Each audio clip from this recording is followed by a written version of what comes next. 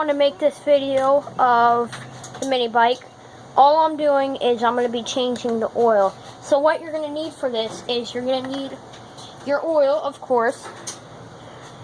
If you have a built engine like mine, you're going to want to use full synthetic 10W30. I recommend Mobil 1 because I like their synthetics. Now, if yours is a factory engine, you're going to want to use non-synthetic 10W30. You're going to need a funnel. Make sure the funnel is clean. A 10mm wrench. An oil pan. I got this one from Walmart. I think it was like $5. This is not necessary, but if you have one, it helps a lot. It's like an ATV jack. If you don't have one, it's not necessary. I got that one at a garage sale, but they sell them at Harbor Freight. So how you're going to want to do this, you're going to want to see if I can put you where you guys can see me. If you have the jack, I highly recommend getting one, but you do not need it. Going to put your front tire on the jack. Now you want to lift up the front of the bike. If this is on a mini bike, your engine, probably like mine, is pushed up towards the front. So you want to drain the back bolt. So you're going to want to lift up the front of the bike so all the oil comes out. And try to do this when the engine is warm. When the engine is warm. It doesn't have to be hot, but just make sure it's warm so all the oil will come out. So you're going to want to jack it up. You just want to put the bike on an angle so all of the oil will come out for sure.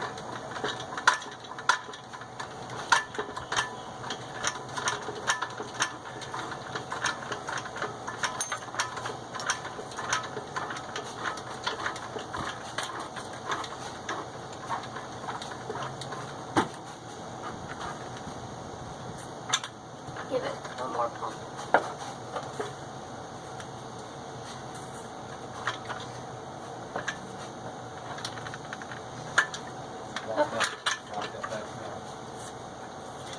So then, now that you have that done, don't let the bike fall. You're going to want to take your front dipstick out. Now, depending on how tight yours you might need a pair of pliers. Mine, I like to put them as tight as you can get it with your hand. They don't need to be super tight, so I do not recommend using pliers on it because you will snap them. Then you're going to take your oil pan and you're going to put it under there. And then you're going to take your 10mm wrench. It does not have to be a bent one, but it does need to be a wrench because the socket will not fit in here. You take your 10mm. And there's a drain bolt. I'll show you guys in a minute.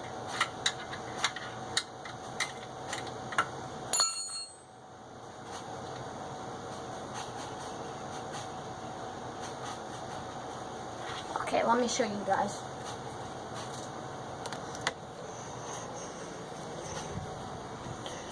There is a drain bolt right there. That little bolt, it's a 10mm. Let me put you guys back up on the tripod.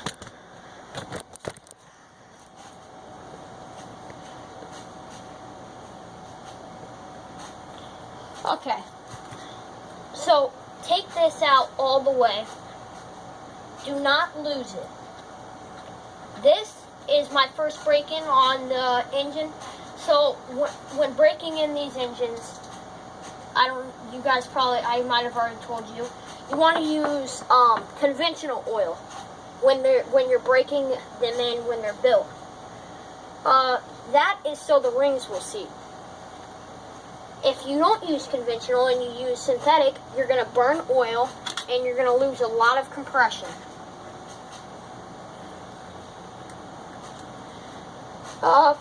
Let that all drain out. Put your parts where you're not going to lose them. I'm putting them on a table right next to it. And you're going to want to clean your dipstick off, your dipsticks.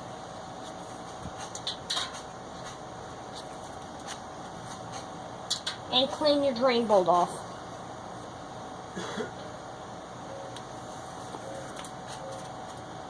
Now, when you break in these engines, you're going to want to let it run and idle at about 1,500 RPMs to break in the cam for about 20 minutes. And then after that, you're going to want to run it for your first day. You're going to want to take it light to medium, but you want to go through the you don't want to hold it at 1 RPM like you usually would. You want to go like that and kind of keep on fluctuating it from light to medium. And then on your second day, you're going to drain your oil out. You're going to put your synthetic in. Or if you have a factory engine, that's fine too. Just put your regular oil in. The break-in on the factory engines, they say it on the box, I'm pretty sure. Just change your oil. So now it's almost done dripping, so you're going to want to, in my case, take the key out,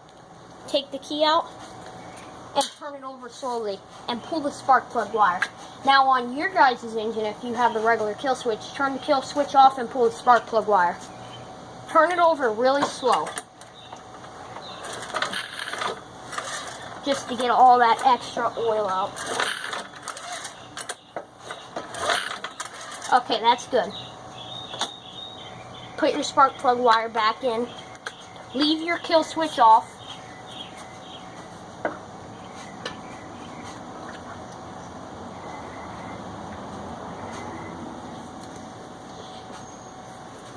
Put the rear dipstick. Nope. Put the drain bolt. I don't know if you guys can see it. Yep. Put the drain bolt. Clean it off. Rag.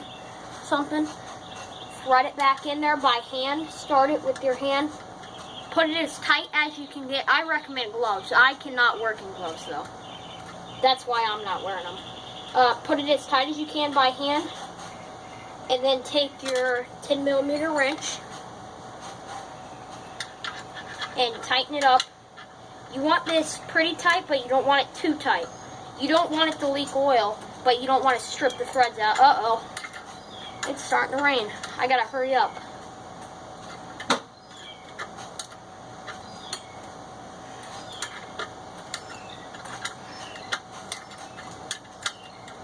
Yeah, I hope my phone's not waterproof. Actually, my phone is waterproof. But you don't want to be changing the oil in the rain, because you get water in the oil. And that ain't good. That creates milkshake. So now you got that in. Oh, you're also going to need a place where you can drain the old oil in, too. I got an empty cat litter bucket bag container. Take your old oil out.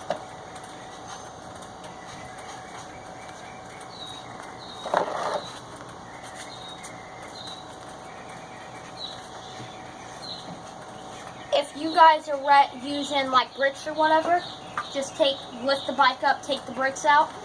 I'm using the jack, so I'm going to just lower the jack.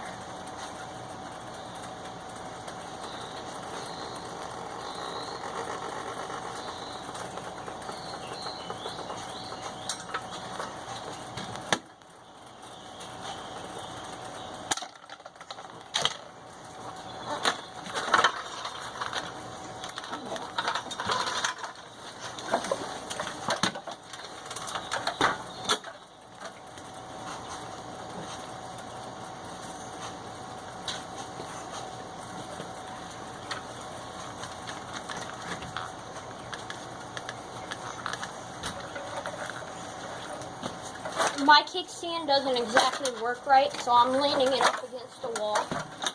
You guys it might not. make sure the bike is straight when doing this. Now my engine's on an angle. I have it lifted in the back. So you're going to want to take your front dipstick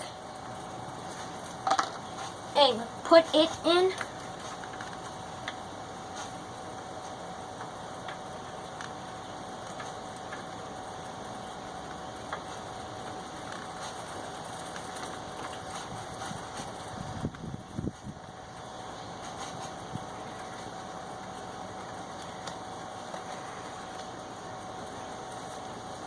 Put it in with your hand and put it in pretty tight.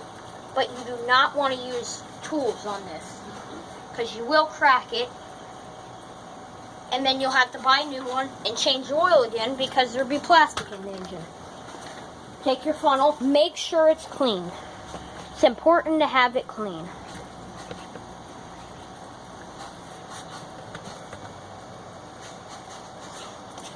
Take it, put it in the rear oil filler or in the front, it doesn't matter. My engine's on elevations, I told you guys that, so I'm using the rear.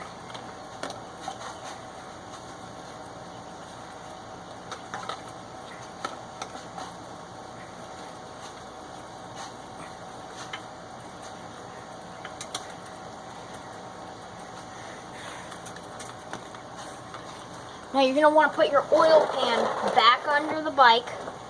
Well, the oil pan won't fit, so I'm going to put my rod back under there.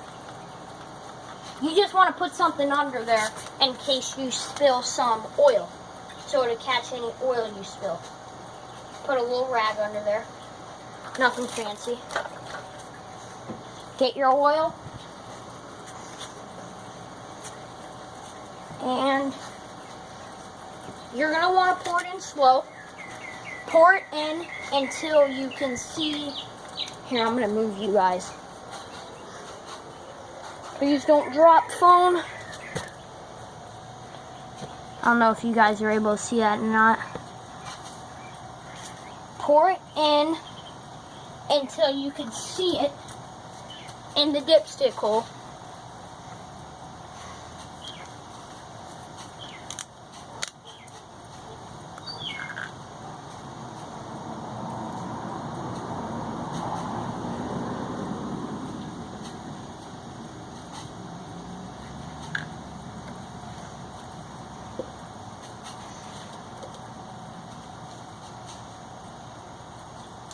Can't see it yet, so you're going to want to pour some more. Pour it nice and slow.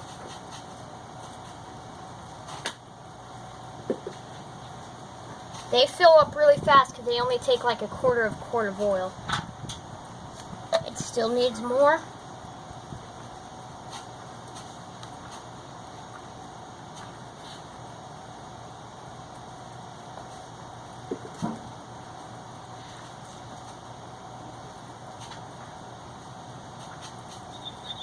Okay, check it. Needs more. So pour some more in.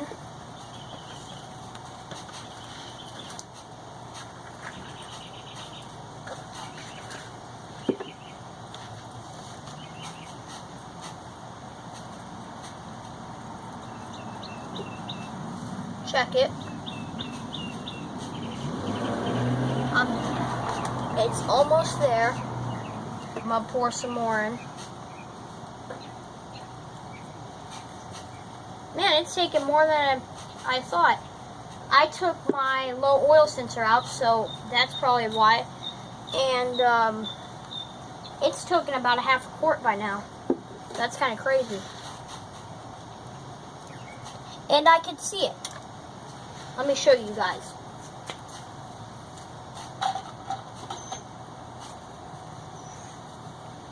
I'm going to put that cap on there real quick so no rain gets in my brand new oil.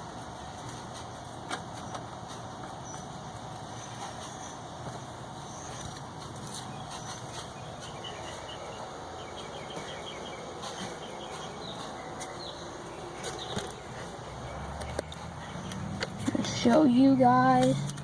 I don't know if you can see it or not. I can't really fit. Hold on.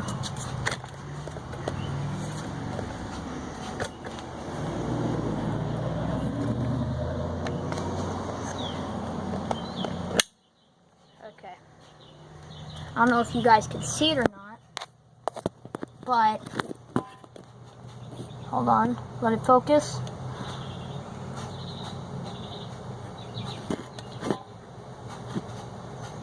That little orange syrupy looking stuff, that's the oil. You can see it. So that means that it's full.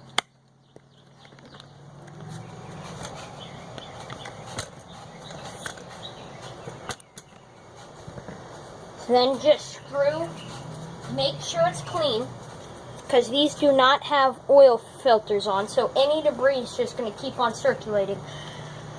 Make sure it's clean, screw it in there.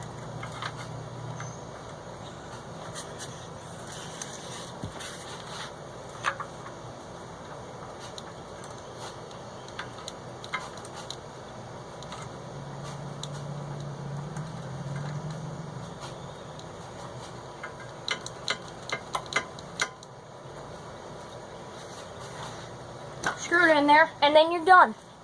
Now, you may be wondering where you put the oil, where you get rid of your oil at after you've already changed it. Your local auto parts store will take it and recycle it. So, fill up your jug and give it to them.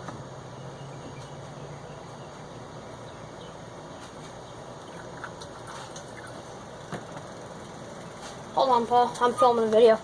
I hope you guys found this video helpful. Thank you. If you did, like, comment, and subscribe. And until next time, peace.